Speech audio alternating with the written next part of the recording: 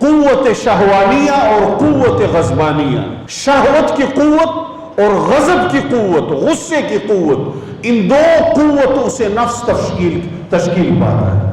اور یہی دو قوتیں ہیں جو نفس کو بناتی ہیں اور پھر نفس انسان کی گمراہی کا سبب بنتا ہے۔ انسان جو گناہ کرتا ہے یا اس کے پیچھے شہوت ہوتی ہے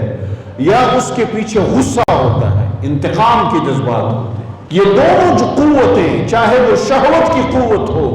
یا پھر وہ غضب کی قوت ہو، یہ دونوں قوتیں انسان کی عقل کو معاف کرتی اور انسان سوچنے سمجھنے کی صلاحیت سے محروم ہو جاتا ہے اور گناہ کر بیٹھتا ہے۔ ضد، عناد، ہٹ دھرمی، غصہ، نفرت، یہ انسان کے دماغ کو، اس کی عقل کو معاف کرتا ہے۔